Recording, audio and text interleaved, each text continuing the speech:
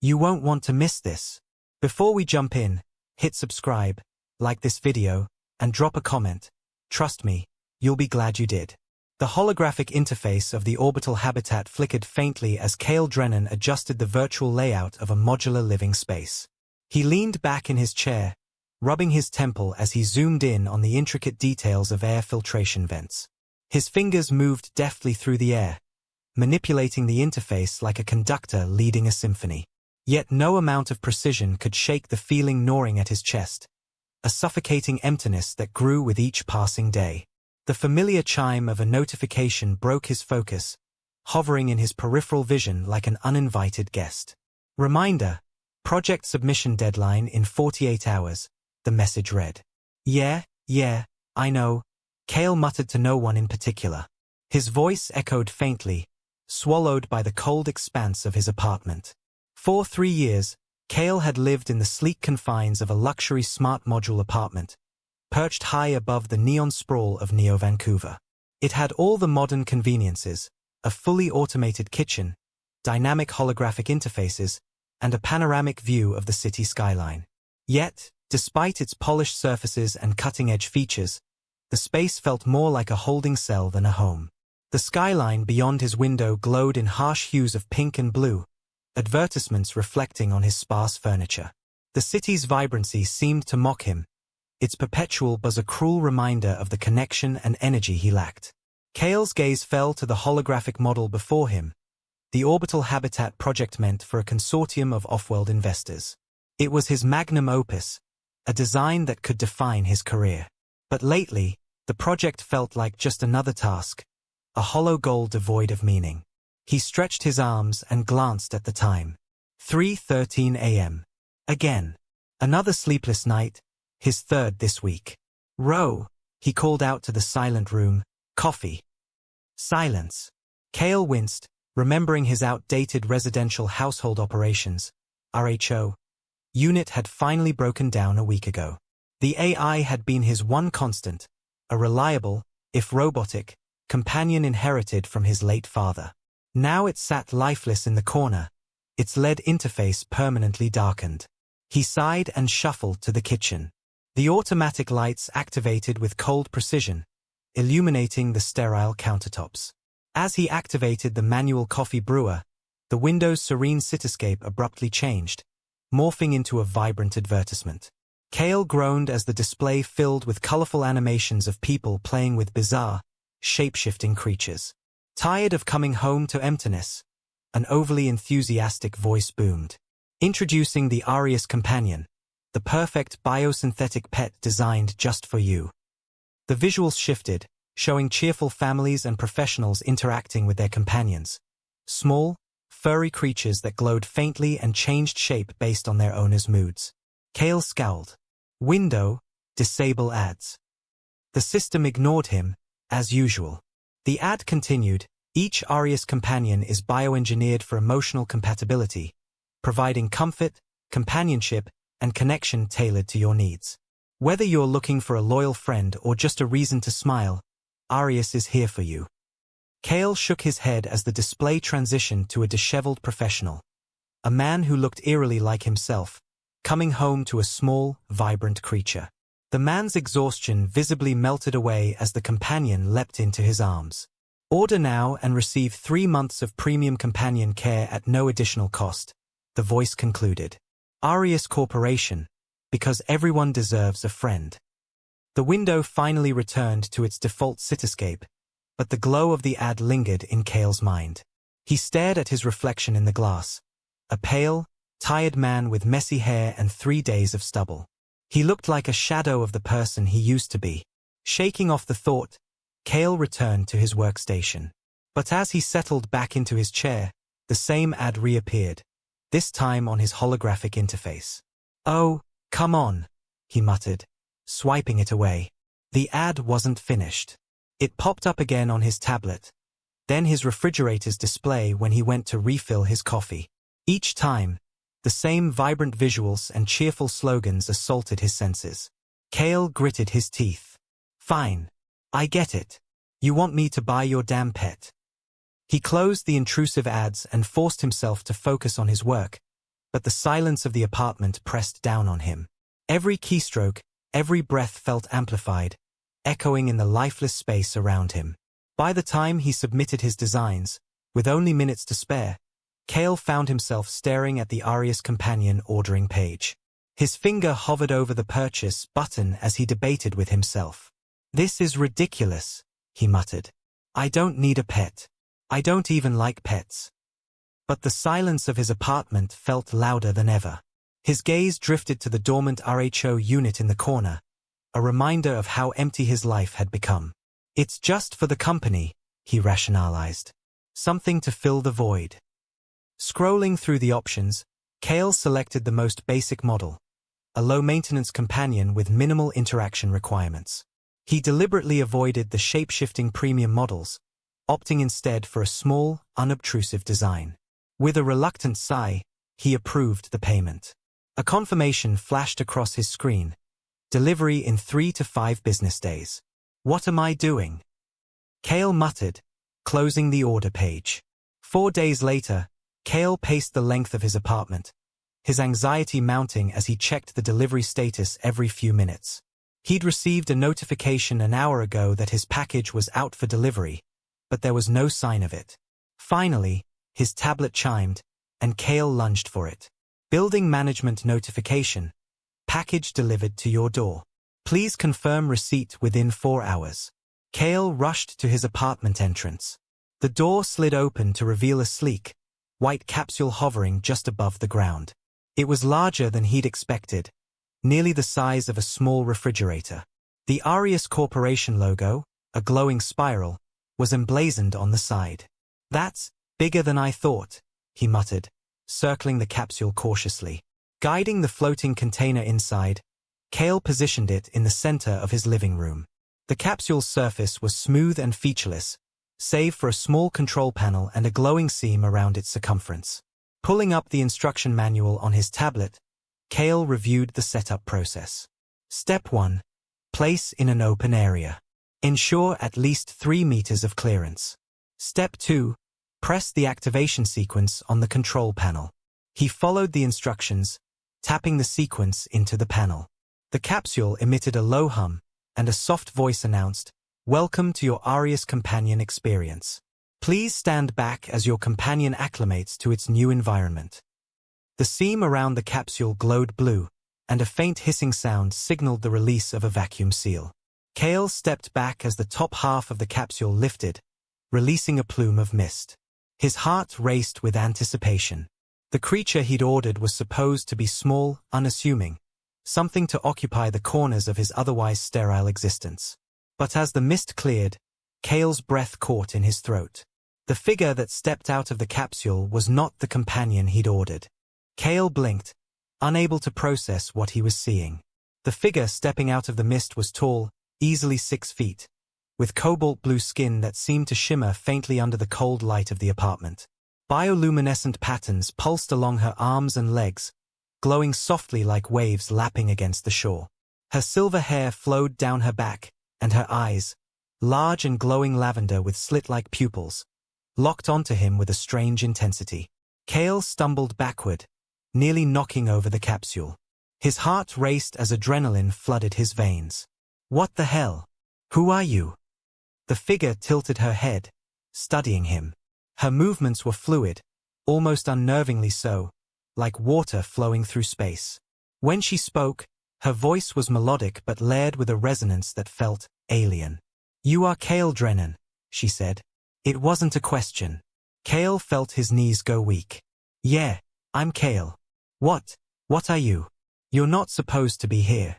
I ordered a pet. A small, quiet companion. Not this." The figure stepped forward, and Cale instinctively backed away. "My designation is Zara 9, she said, her voice calm but unyielding. "Your order was intercepted. Your isolation and deteriorating psychological state necessitated reassignment." "Reassigned?" Cale sputtered. "By who? For what?" Zara 9 paused, as if deciding how much to say. "The modification to your order was initiated under the Collective Oversight Directive. My mission is to prepare you." Prepare me for what? Kale snapped, his fear morphing into frustration. This has to be some kind of mistake. I didn't sign up for whatever this is. Zara 9 ignored his protests and began scanning the room. Her lavender eyes flickered with bursts of light, as if processing data beyond Kale's comprehension. This habitat is sufficient for initial acclimation, she murmured, more to herself than to him. Kale's hands balled into fists. Acclimation? Listen, I don't care what your directive is. You're not supposed to be here. I'll call Arius Corporation and have you returned or... Zara 9's gaze snapped back to him, her expression sharp. I cannot be returned. The directive is non-negotiable. Kale opened his mouth to argue, but before he could speak, a high-pitched tone filled the air. It wasn't coming from his apartment. It was inside his head, vibrating in a way that made his teeth ache. What is that? He gasped, clutching his ears. Zara 9's expression darkened. They've found us. They? Who's they? Before she could answer, the building trembled violently, sending Kale stumbling against the wall. The apartment's lights flickered, and an automated voice announced, "Warning, structural integrity compromised. Evacuation protocols initiated." Kale's holoterminal buzzed to life, displaying a live feed of the building's exterior. His blood ran cold. Dozens of sleek, insect-like drones swarmed outside the skyscraper, their angular bodies glowing with red energy. They moved with eerie coordination, carving through the building's upper levels with bursts of plasma fire. Kale turned to Zara 9, his voice shaking. What are those things? Are they after you? They are Praxis interceptors, Zara 9 said, her voice tense but composed. Their purpose is to neutralize rogue entities like myself. Neutralize? You're telling me they're here to kill you? And anyone in proximity, she added grimly. Kale's stomach churned. You've got to be kidding me. You're saying I'm a target now? Because of you. Zara 9 stepped toward the capsule, placing her hand on its control panel. The device emitted a low hum as its interior lights dimmed. Your involvement is unfortunate but unavoidable.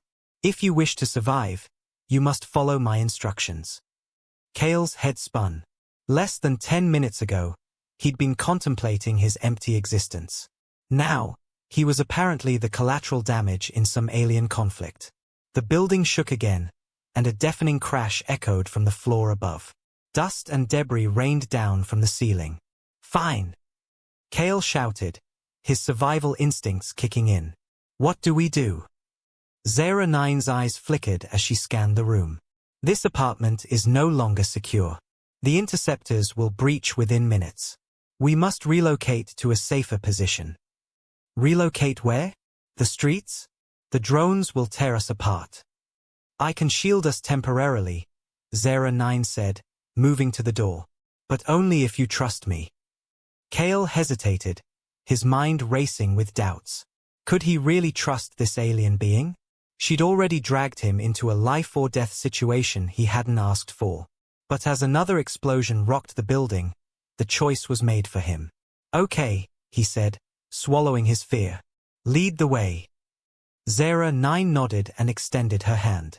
For a moment, Kale hesitated before taking it. Her skin was warm, almost comforting, and he felt a strange energy pulse through him as their hands connected. They stepped into the hallway, which was already filled with smoke and debris. The building's automated evacuation lights flickered, casting eerie red shadows along the walls. Zara 9 moved with purpose, her bioluminescent patterns glowing brighter as she guided Kale toward the emergency exit. Wait! Kale panted, struggling to keep up. Why can't we just stay here? Can't you fight those things? Zara 9 glanced back at him, her expression unreadable. The interceptors are designed to overwhelm. Engaging them directly would be suicide. Great, Kale muttered, coughing as the air grew thicker with smoke. They reached the stairwell just as another explosion ripped through the building. A section of the ceiling collapsed behind them, narrowly missing Kale. Move! Zara 9 commanded, pulling him forward. They descended several flights of stairs, each step rattling with the force of nearby impacts.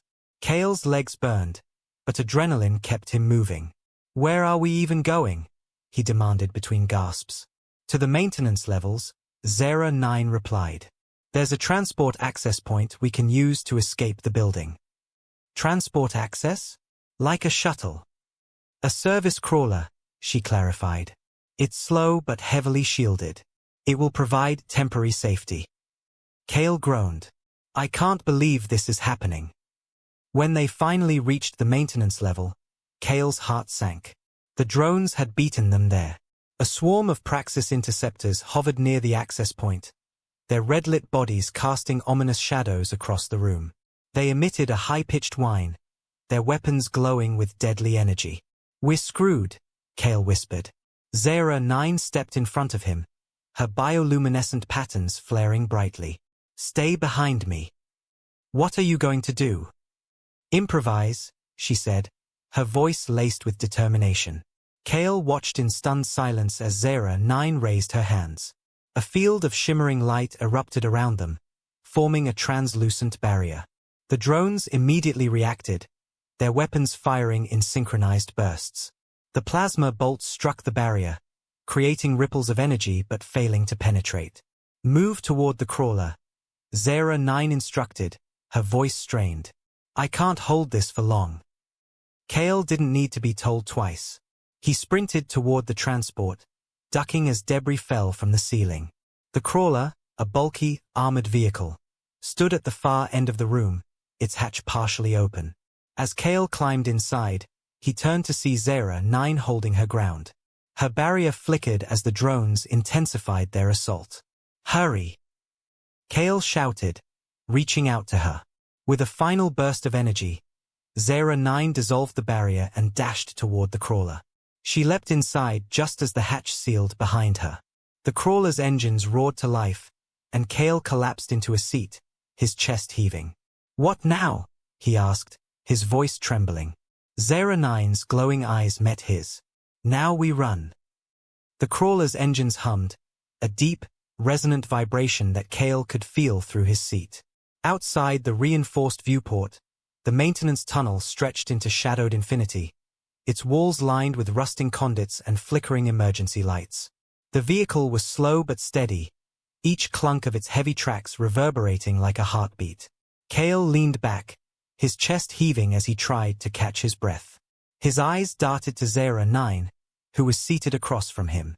Her glowing lavender eyes scanned the vehicle's control panel with a focus that left Kale unsure whether she was planning their next move, or expecting more trouble. "Okay," Kale said, breaking the silence. "I think I deserve some answers now." Zera 9 glanced at him, her bioluminescent patterns dimming slightly. "Ask your questions. I will answer what I can." Kale ran a hand through his hair, still damp with sweat. "Let's start with the basics. What are those things that attacked us? You called them Praxis interceptors, right? Why are they hunting you?"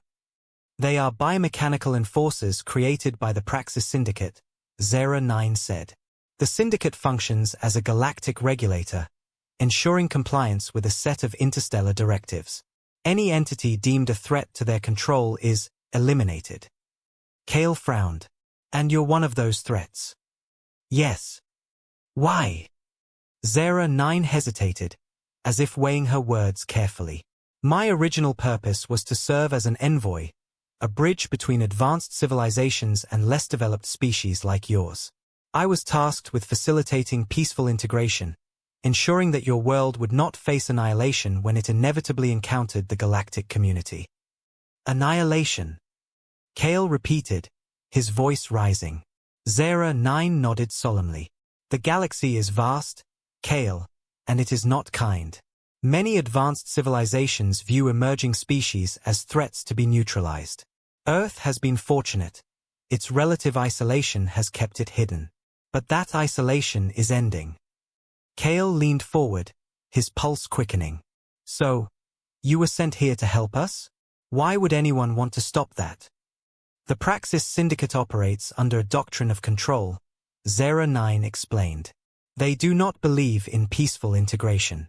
They see emerging civilizations as resources to be exploited, or obstacles to be removed. When I refused to follow their directive, I became a target. Kale slumped back in his seat, trying to process the enormity of what she was saying. So Earth is on their radar now? And because you're here, they're coming for us. Earth has always been on their radar, Zera 9 said. My presence was an attempt to shield your world, to prepare you for what is coming. But the Syndicate's agents have accelerated their timeline. The situation has escalated. Kale pressed his palms against his temples. This is insane. I'm a designer, Zera. I create orbital habitats and living spaces. What do I have to do with any of this? You were chosen, Zera 9 said simply. Kale's eyes snapped to hers. Chosen? By who? The Collective Oversight Directive, Zera 9 said. An ancient intelligence that seeks to counteract the Syndicate's influence. It analyzes countless variables to determine key individuals capable of making a difference. You are one of those individuals. Kale laughed bitterly. Me? I'm barely keeping my own life together. What difference could I possibly make? Zera 9's expression softened. You underestimate your importance, Kale. The directive does not choose randomly. It sees potential in you, potential that even you may not fully understand. Before Kale could respond, the crawler jolted violently, throwing him against the side of the cabin. What the hell was that? He shouted. Zera 9's glowing eyes flared as she scanned the control panel. The Praxis interceptors have located us. They're attempting to breach the tunnel. Kale's stomach twisted. I thought this thing was supposed to be shielded. It is, Zera 9 said, her voice tight. But the interceptors are persistent. Hold on. The crawler's engines roared as Zera 9 accelerated, the vehicle lurching forward at a speed that felt dangerously fast for the narrow tunnel. Sparks flew as its heavy tracks scraped against the walls, the sound of grinding metal filling the cabin. Kale clung to his seat, his knuckles white. Do you have a plan? Or are we just going to drive until they blow us up? There is an access shaft up ahead, Zera 9 said. It leads to a decommissioned maglev system. If we can reach it, we may be able to lose them. And if we can't? Zera 9 didn't answer. The tunnel erupted in chaos as the Praxis interceptors descended. Their angular forms glowed with red energy as they unleashed bursts of plasma fire. The crawler's shields flared, absorbing the impacts, but the cabin shook violently with each hit. Kale screamed as a bolt of plasma struck the viewport, leaving a jagged crack in the reinforced glass. This is insane. Stay down. Zera 9 commanded. She rose from her seat and extended her hands, her bioluminescent patterns flaring to life. A wave of shimmering energy radiated from her body, enveloping the crawler in a protective field. The plasma fire intensified, but the field held, deflecting the bolts like ripples on a pond. Kale stared in awe. What is that? Focus, Zera 9 said through gritted teeth. I cannot maintain this for long. The crawler barreled toward a junction, the access shaft looming ahead. Zera 9 released the protective field and slammed her hand against the control panel. The crawler skidded to a halt, its rear end scraping against the tunnel wall. Go! Zera 9 shouted, motioning toward the shaft. Kale hesitated. What about you? I will follow, she said. Move, Kale. With his heart pounding, Kale scrambled out of the crawler and into the access shaft. The space was cramped, the air thick with the smell of rust and ozone. He climbed a rickety ladder, his hands slick with sweat. Behind him, the sound of plasma fire grew louder. He glanced down to see Zera 9 engaging the interceptors, her glowing hands emitting bursts of energy that sent the drones spiraling into the walls. Zera, he shouted. Keep climbing, she yelled back.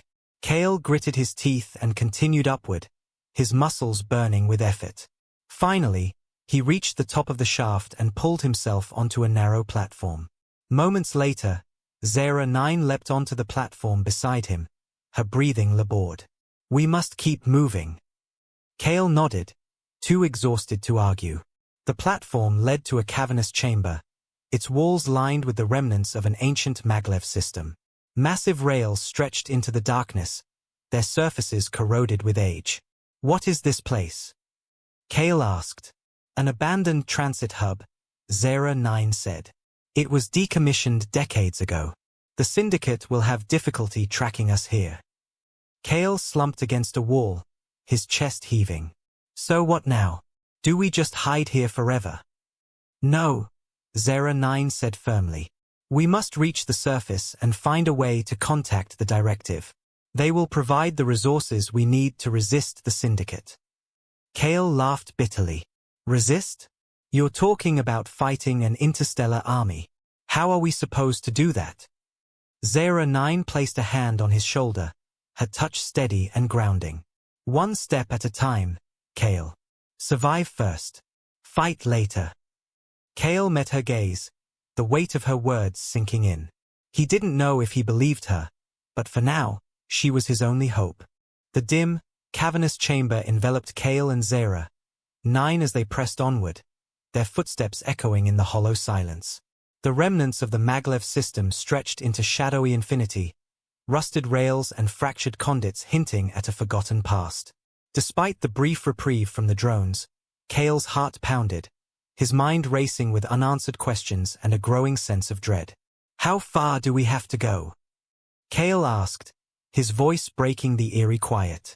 Zara 9, walking ahead with determined grace, glanced back at him.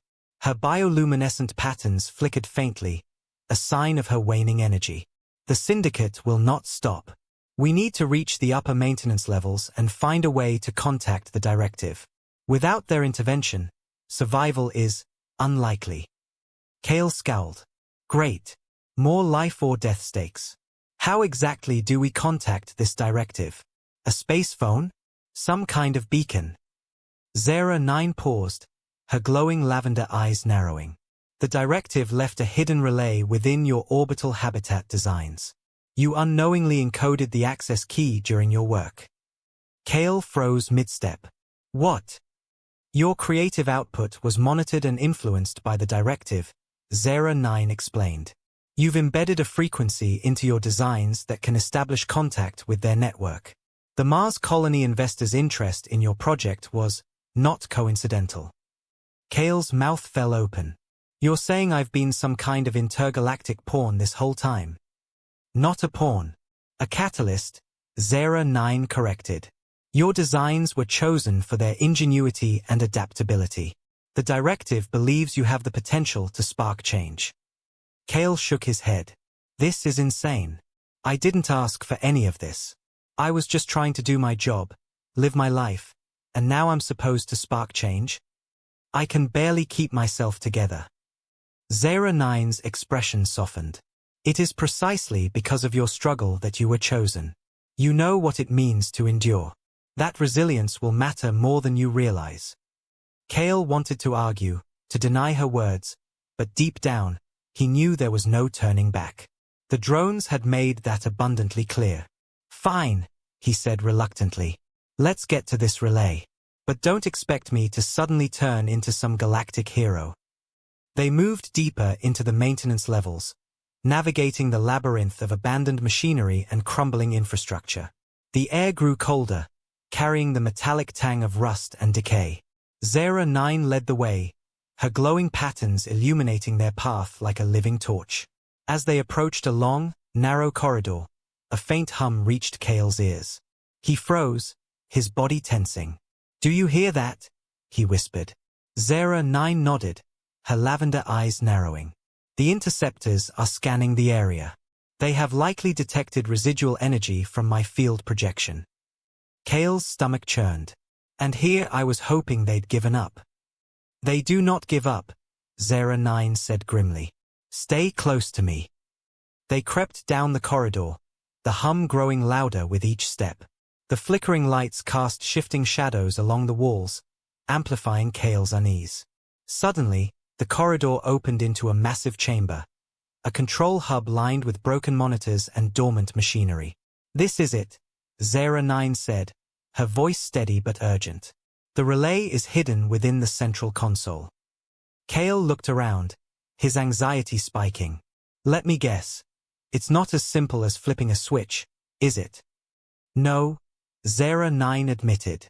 The console will require manual activation, and the signal will take time to propagate.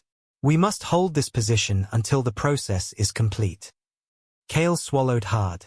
And if the drones get here before that? Then we fight, Zera 9 said, stepping toward the console. As Zera 9 began working on the console, Kale paced nervously, his eyes darting to the shadows. He could feel the weight of the moment pressing down on him, each second stretching into eternity. The console emitted a soft hum as Zera 9 accessed its hidden systems. Her hands moved with precision, her glowing patterns flaring brightly as she interfaced with the ancient technology. Almost there, she said, her voice calm but strained. Kale's heart leapt as the humming of the drones grew louder. A red glow appeared in the distance, casting ominous light across the chamber. They are here, he said, his voice barely above a whisper. Zera 9 didn't look up. I need 3 more minutes. Can you hold them off? Kale blinked. Me? You want me to hold off an army of killer drones? Zera 9 turned to him, her expression unwavering. You are stronger than you think, Kale. Trust yourself. Before he could protest, the first interceptor burst into the chamber, its angular body glowing with deadly intent. Kale's instincts took over. Grabbing a rusted metal rod from the floor, he swung it with all his might, striking the drone's weapon pod. Sparks flew as the interceptor recoiled, but it quickly recovered, its plasma cannon charging. Zera! Kale shouted, his voice cracking with panic. Zera 9 turned, extending her hand. A burst of shimmering energy erupted from her palm, striking the drone and sending it crashing into the wall. Focus, she called out. There will be more. As if on cue, 3 more drones entered the chamber, their red lights slicing through the darkness. Kale's grip on the metal rod tightened. This is a nightmare, he muttered, preparing to face them. The next few minutes were a blur of chaos. Kale swung his makeshift weapon with a desperation he didn't know he possessed, dodging plasma bolts and trying to keep the drones at bay. Zera 9 fought alongside him, her energy projections cutting through the swarm with surgical precision. But the drones kept coming, their relentless assault pushing Kale to his limits. His arms ached, his breaths came in ragged gasps, and his mind screamed at him to give up. Just when he thought he couldn't take any more, Zera 9's voice rang out, "The signal is transmitting." Kale turned to see the console glowing brightly, its ancient systems coming to life. A pulse of blue energy radiated outward, sending a shockwave through the chamber. The remaining drones froze mid-air, their red lights flickering before dimming entirely. Kale collapsed to his knees, his chest heaving. Did we win? Zera 9 stepped forward, her bioluminescent patterns dimming as she placed a hand on his shoulder. The directive has received the signal. Reinforcements will arrive shortly. Kale let out a shaky laugh. Reinforcements? You mean someone else gets to deal with this mess? Zera 9's expression softened. You've done more than enough, Kale. Rest now. The directive will guide you from here. Minutes later, a shimmering portal opened in the chamber, bathing the room in a soft golden light. A towering figure emerged, a being of pure energy, its form shifting and ethereal. Kale stared in awe as the figure addressed Zera 9. You have done well, envoy, the being said, its voice resonating like a chorus. The signal has been received. Earth will be protected. Zera 9 bowed her head. Thank you, Overseer. But Kale Drennan is the true catalyst. His courage made this possible. Kale blinked. Courage? I thought I was going to die the entire time. The Overseer turned to him, its radiant form pulsing. Courage is not the absence of fear, Kale Drennan. It is the will to act despite it. Your actions today have ensured the survival of your world. Kale felt a lump rise in his throat. He didn't know what to say. The Overseer extended a hand. We will ensure Earth's safety, but the galaxy's challenges are far from over. Should you choose to continue, your journey is just beginning. Kale hesitated, glancing at Zera 9. Despite everything, he felt a strange sense of purpose, a spark he hadn't felt in years. With a deep breath, he stepped forward. "I'm in." Zera 9 smiled, her glowing eyes filled with pride. The portal brightened, enveloping them in its golden light.